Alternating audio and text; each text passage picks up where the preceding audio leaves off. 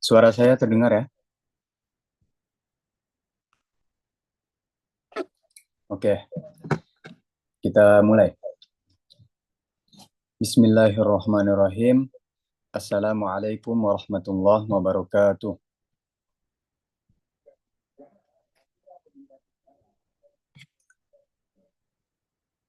نوينا التعلم والتعليم والتذكر والتذكير والنفع والانتفاع والإفادة والاستفادة والحث على التمسك بكتاب الله وسنة رسوله والدعاء إلى الهدى والدلالة إلى الخير ابتغاء وجه الله ومرضاته وقربه وثوابه. اللهم علمنا ما ينفعنا وانفعنا بما علمتنا وزدنا علما.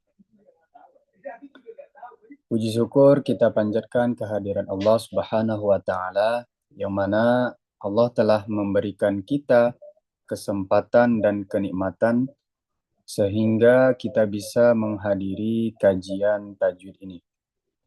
Salawat dan salam kita haturkan buat junjungan Nabi besar kita, Nabi Muhammad SAW, dengan mengucapkan Allahumma salli ala Sayyidina Muhammad wa ala ali Sayyidina Muhammad. Baik, pertemuan sebelumnya kita sudah membahas bab makhraj huruf dan juga beserta praktek dari setiap hurufnya. Insya Allah hari ini kita akan membahas sifat-sifat huruf.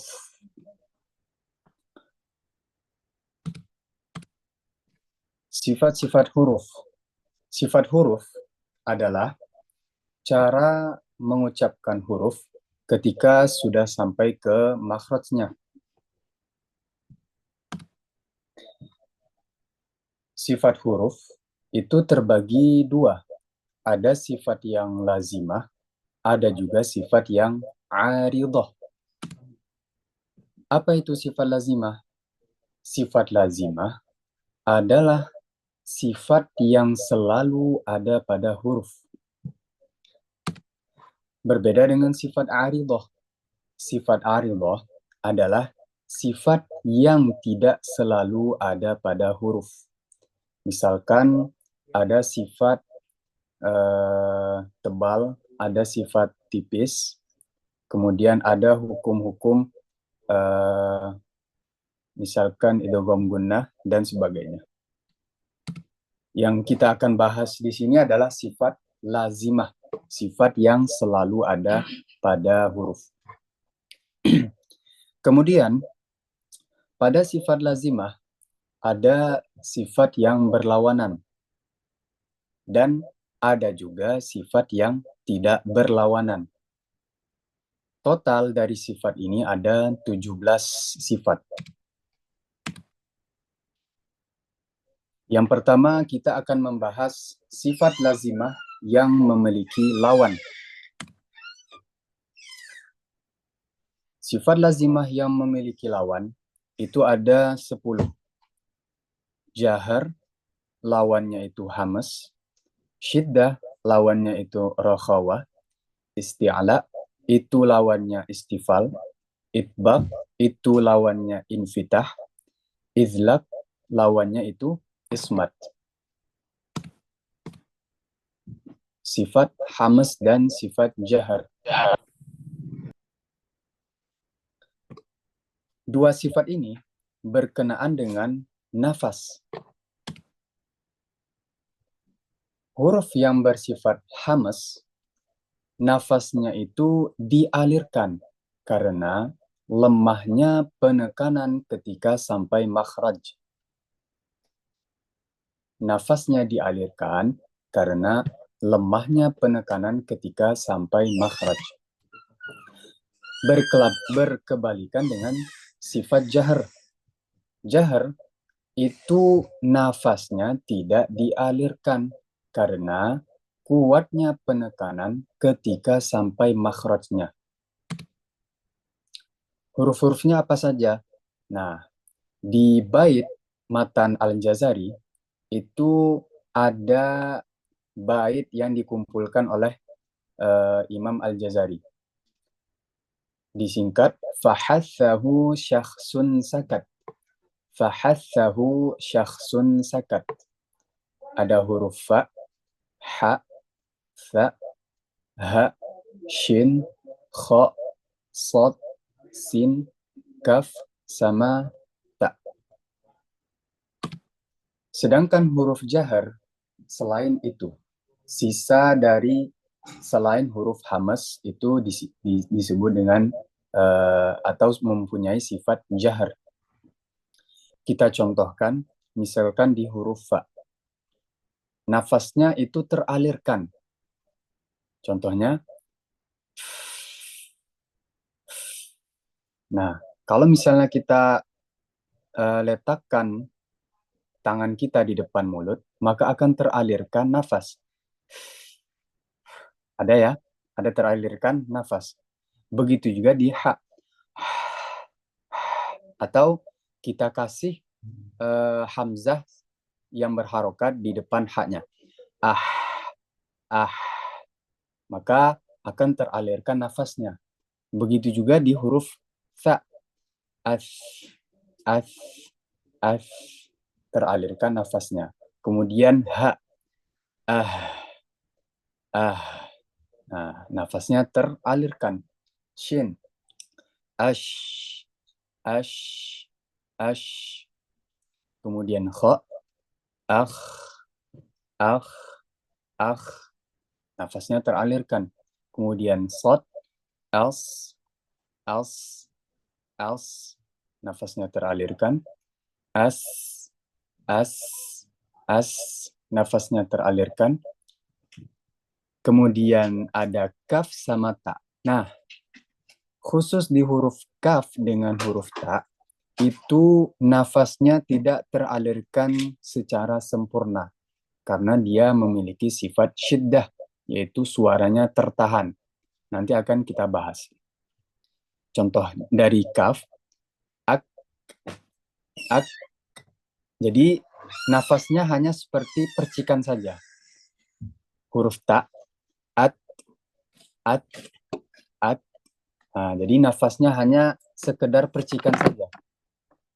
Nafasnya tidak teralirkan secara sempurna. Kemudian, kalau misalnya huruf jahar, kita ambil contohnya huruf ba, ap. Nah, tidak ada nafas teralirkan, ap.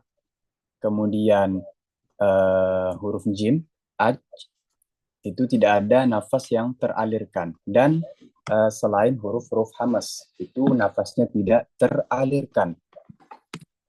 Kemudian berpindah ke sifat syiddah dan rokhawah. Dua sifat ini berkenaan dengan suara.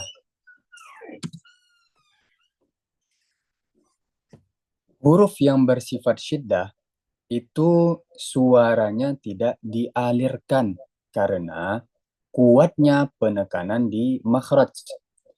Huruf-hurufnya terkumpul di bait.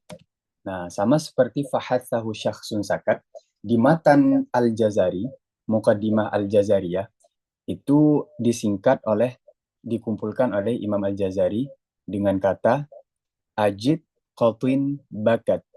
Ajid qatin bakat.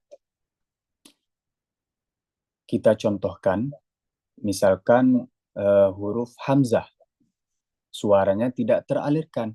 A, a, a. Nah, di situ suaranya tidak teralirkan. Kemudian jim, a, a, suaranya tidak teralirkan karena kuatnya penekanan di makhraj. Kemudian dal, at, at.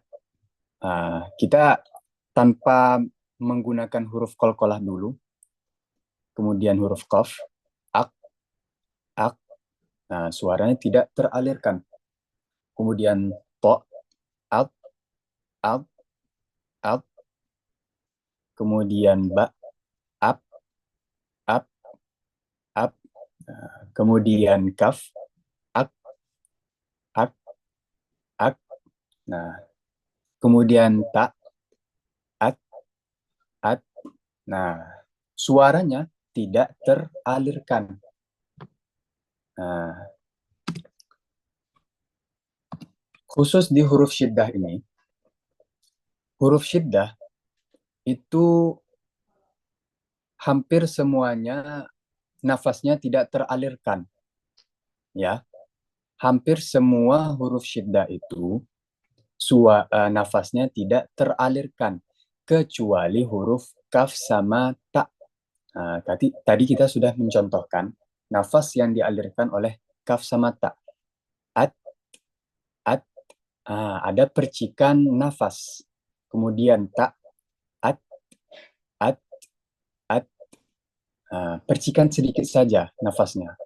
Sedangkan hamzah, jim, dal, qaf, to, sama ba itu nafasnya tidak teralirkan. Begitu.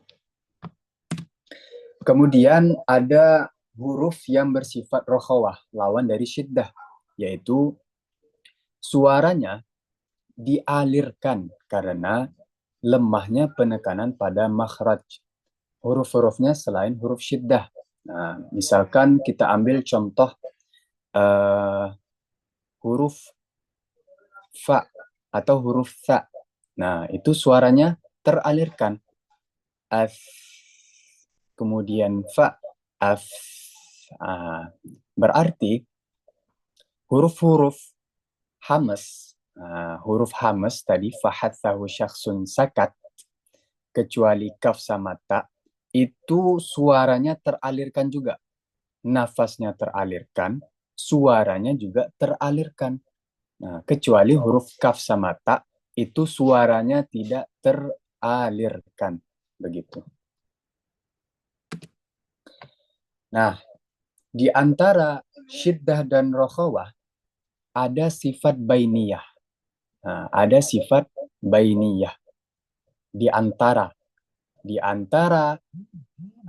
syiddah dan di antara rokhawah. Begitu. Suaranya, apa maksud bainiyah tersebut? Jadi, huruf-huruf yang bersifat bainiyah, suaranya itu antara dialirkan dan antara tidak dialirkan. Antara dialirkan dan tidak dialirkan. Nah, dalam artian, dia tidak terlalu dialirkan dan juga tidak terlalu ditahan suaranya. Nah, contohnya, huruf-huruf tersebut terkumpul di bait Lin Umar. Ada huruf lam, nun, ain, mim, sama ro. Al. Nah, kita contohkan al, an, a, am, ar. Seperti itu. Jadi suaranya itu antara dialirkan dan tidak dialirkan. Nah, ada jadi di sifat bainiyah ini, dia mengambil bagian dialirkan dan tidak dialirkan suaranya. Ada beberapa alasan. Contohnya di huruf lam. Kenapa suaranya itu antara dialirkan dan tidak dialirkan?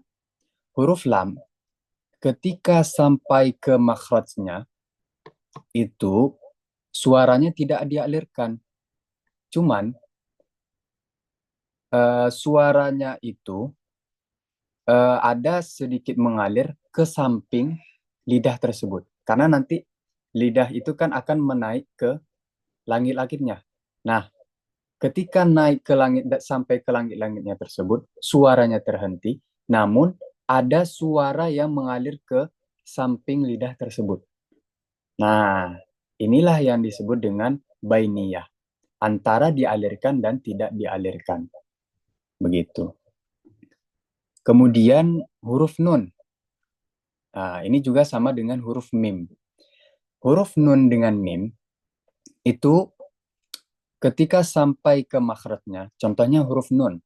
Huruf nun itu kan makhrajnya ujung lidah ketemu dengan langit-langit gusi. Nah, ketika dia sampai ke langit-langit gusi tersebut, suaranya terhenti. Namun, ada suara yang mengalir ke rongga hidung.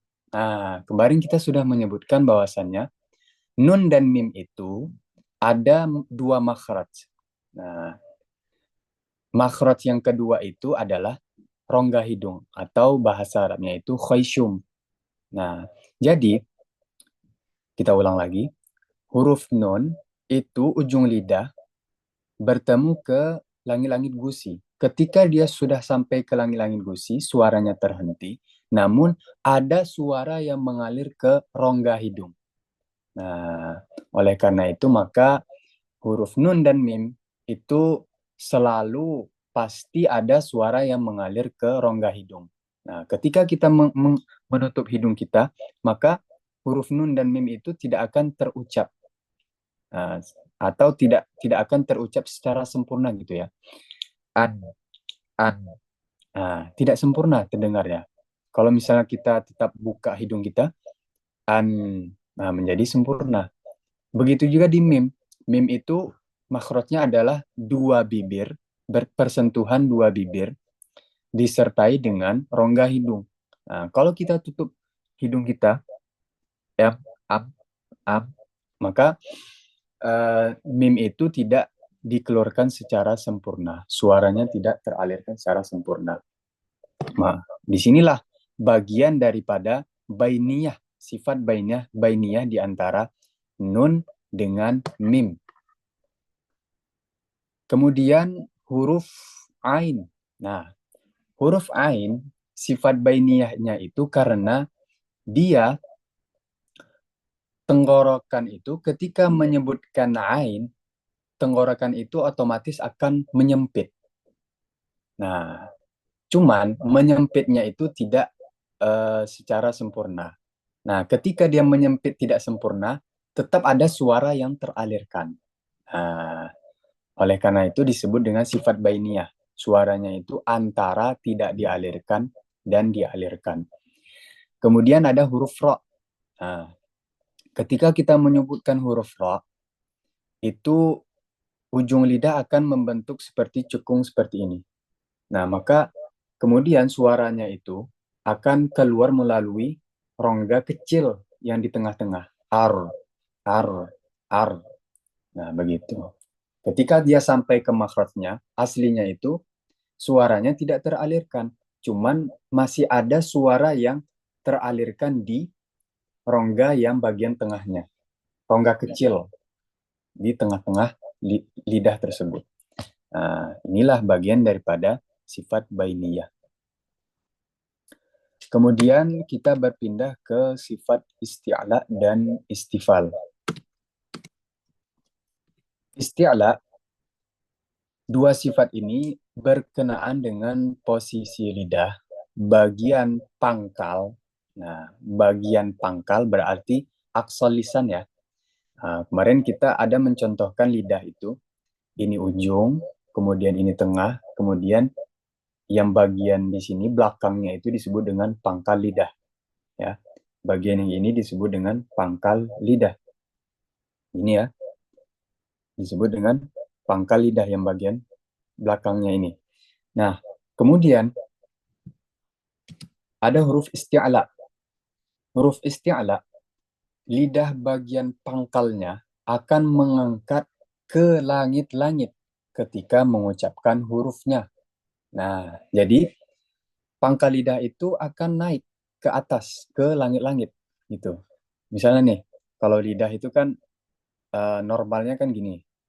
Kalau misalnya kita nggak mengucapkan apa-apa ya. Kemudian ketika mengucapkan huruf isti'la, maka lidah bagian pangkal akan menaik. Begini. Nah, gambarannya seperti itu ya. Huruf-hurufnya, nah, terkumpul di bait khussa daghtin qil. Khussa daghtin qil. Nah, kita menyebutkan akh, akh.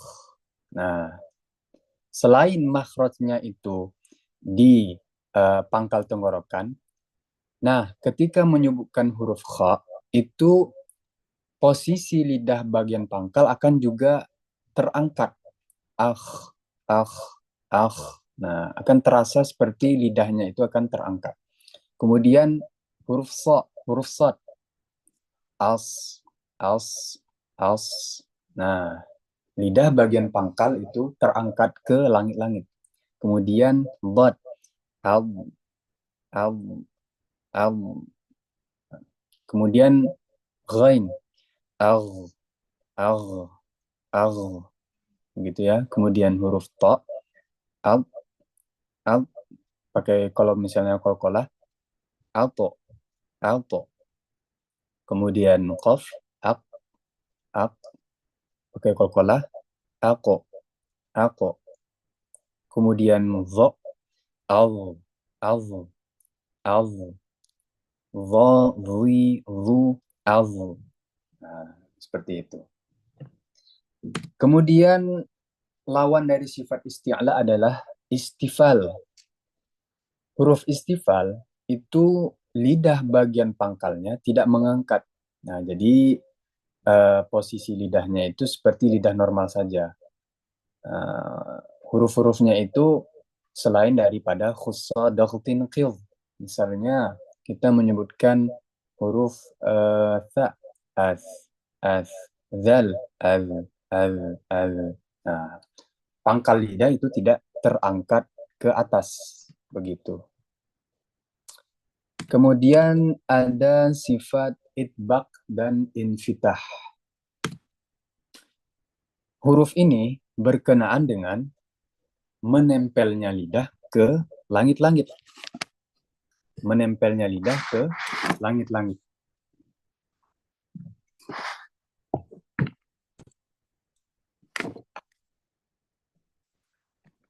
Okay.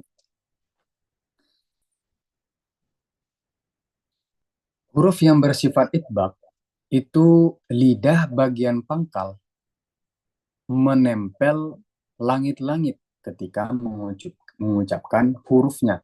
Nah, kalau isti'la tadi hanya sekedar mengangkat, sedangkan itbaq itu menempel ke langit-langit. Nah, as, as, as, kemudian al, al, al. Nah, lidah yang pangkal tadi. Nah, kalau isti'la hanya sekedar mengangkat, kalau itbaq itu sampai menempel.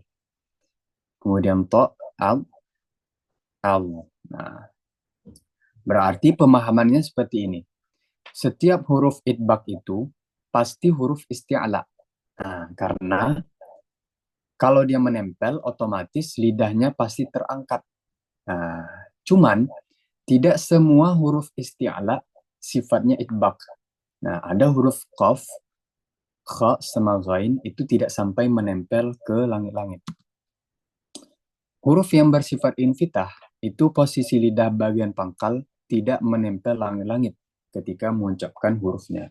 Nah, huruf-hurufnya selain huruf itbaq, nah, termasuk huruf qaf, kha, sama ghain. Kemudian ada sifat izlaq sama ismat.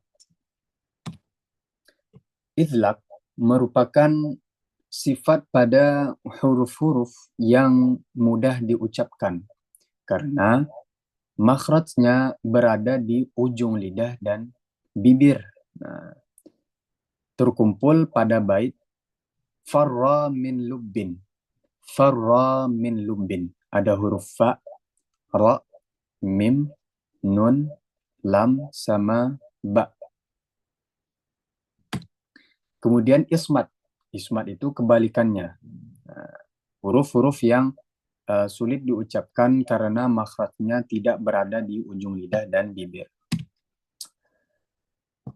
Dua sifat huruf ini merupakan sifat tambahan karena tidak berpengaruh pada perubahan suara pada huruf. Nah, jadi menurut Imam Al-Jazari, sifat izlaq dan sifat ismat tersebut hanya sekedar huruf tambahan saja.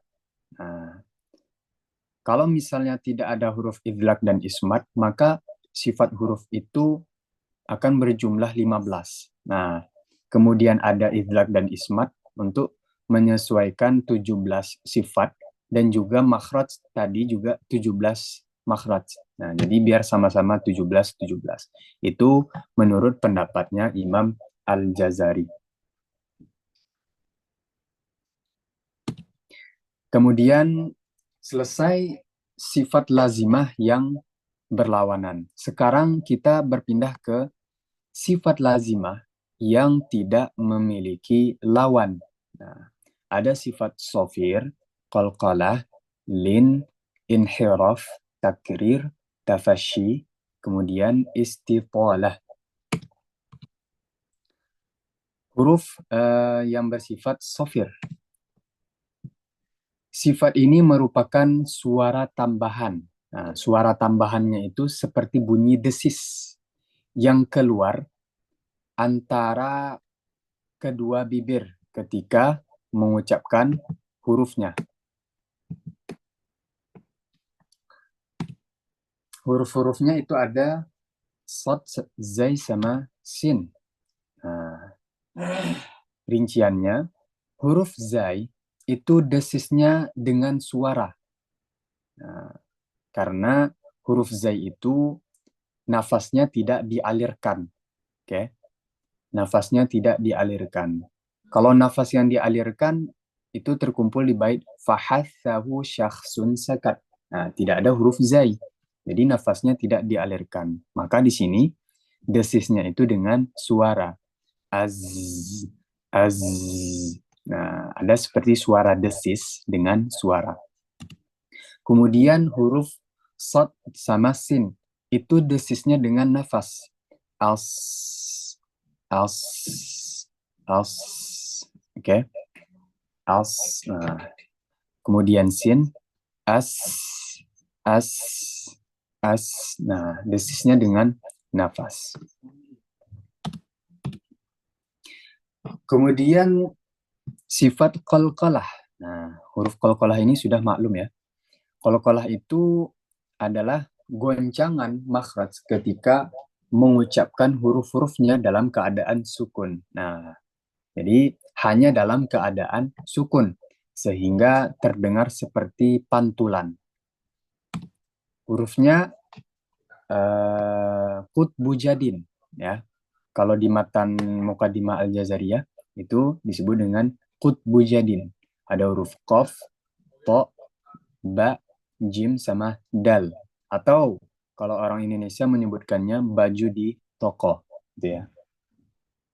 Nah, di sini ada penjelasan tambahan bahwasannya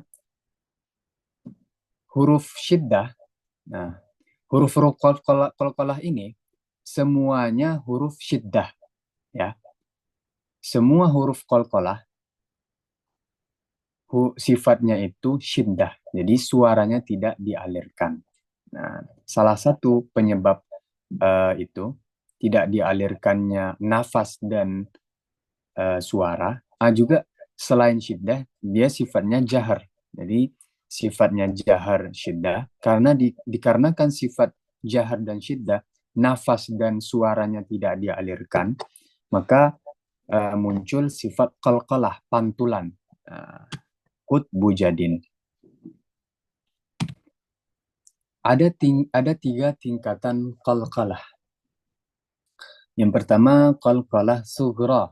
Nah, qalqalah sughra itu terletak di huruf sukun yang tidak dalam keadaan waqaf atau di pertengahan kalimat. Kemudian ada qalqalah kubra. Nah, qalqalah kubra itu huruf sukun, huruf-huruf qutbu jadin yang tadi, huruf sukun di akhir kata yang waqaf. Nah, dia harus waqaf ya. Kemudian ada qalqalah akbar. Nah, qalqalah akbar itu huruf yang bersukun di akhir kata yang waqaf. Nah, oh ya, berarti ada sini tambahan. huruf yang bersukun di akhir, bukan huruf yang bersukun ya, tapi di sini huruf yang bertasydid. Nah, berarti kutbu jadin dalam keadaan tasydid dan juga sukun, tasydid dan juga sukun di akhir kata yang waqaf. Misalkan al-haq, tabbat yada abi lahabi wa tab. Nah, itu disebut dengan qalqalah akbar. Kemudian ada sifat lin. Sifat lin adalah keluarnya huruf dari makhrajnya dengan lembut dan mudah. Nah, sesuai dengan arti secara bahasa, lin itu adalah lembut, mudah gitu ya. Hurufnya adalah waw dan ya sukun yang didahului huruf yang berharokat fathah. Nah, misalkan au, bau, tau, sau, begitu ya. Kemudian ya sukun, ai, tai, bai, sai. Nah, berbeda dengan huruf mat ya.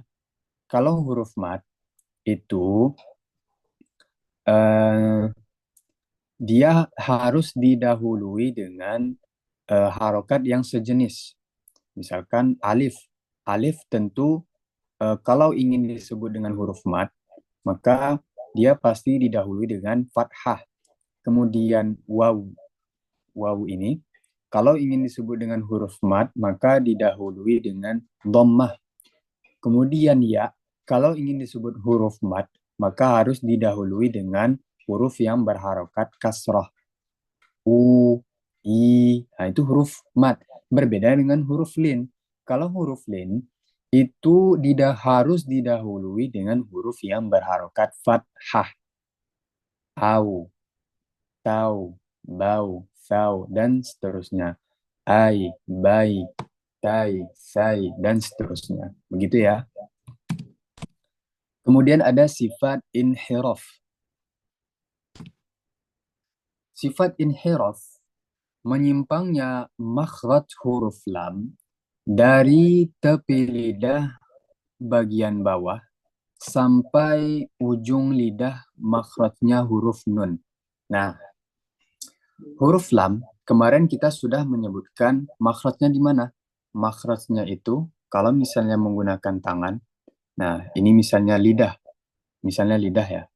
Nah, kalau tepi lidah yang bagian belakang ini, itu makhrajnya huruf dot, sedangkan tepi lidah yang bagian depan ini merupakan makhrajnya huruf lam. Nah, di sini saya bahasakannya bagian bawah, karena di kitab-kitab tajwid itu disebut dengan bawah ya. Nah, lam makhrajnya di tepi lidah yang bagian depan ini. Nah, makhraj lam, nah, ketika kita menyebutkan lam, itu otomatis pasti juga mengenai makhrajnya huruf nun. Jadi makhrajnya lam itu dari tepi lidah bagian depan ini sampai ke ujung. Nah, jadi dia menyimpang atau melenceng gitu makhrajnya ya. Sampai ke makhrajnya huruf nun. Huruf nun makhrajnya di mana? Di ujung lidah. Begitu. Kemudian huruf ra. Nah, huruf ra punya sifat inhiraf juga.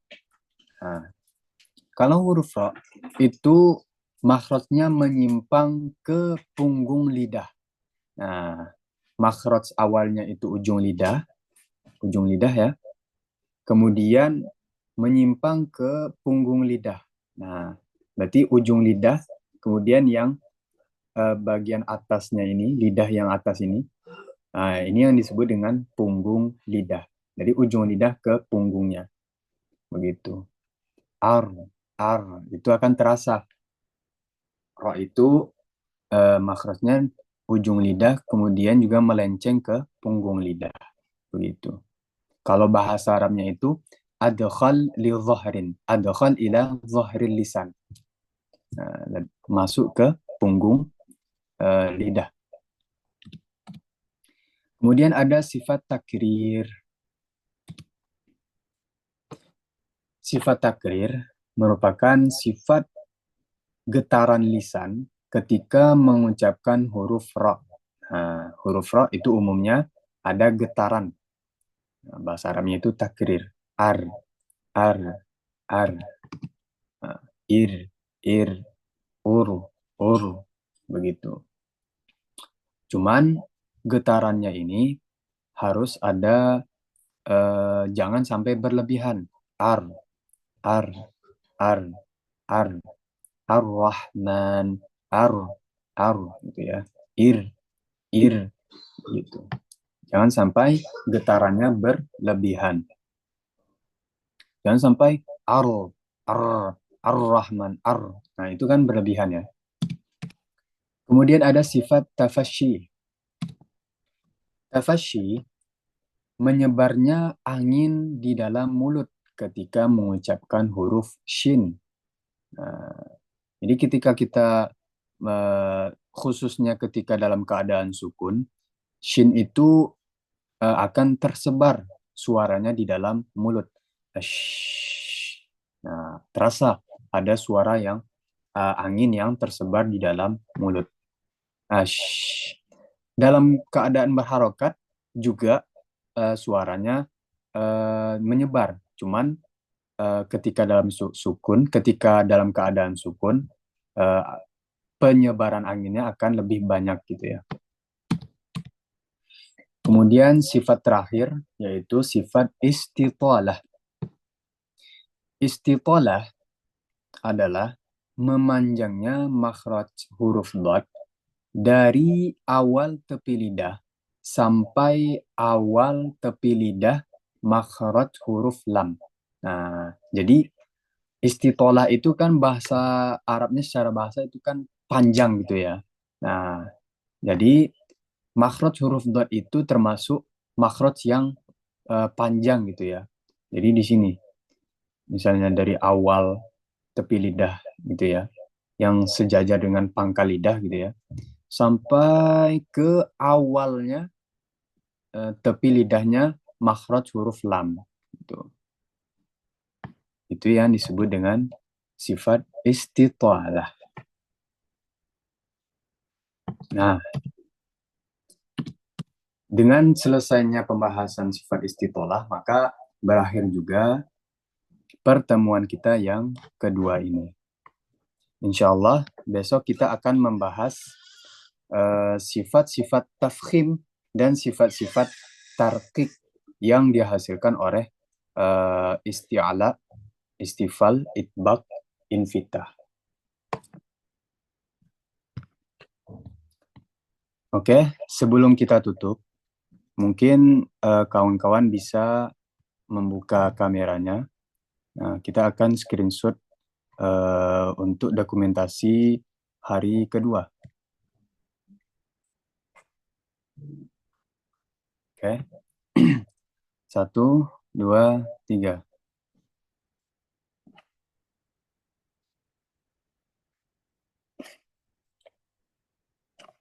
Oke, ulang lagi ya.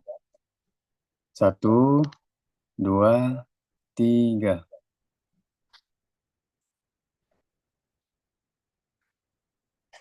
Siap.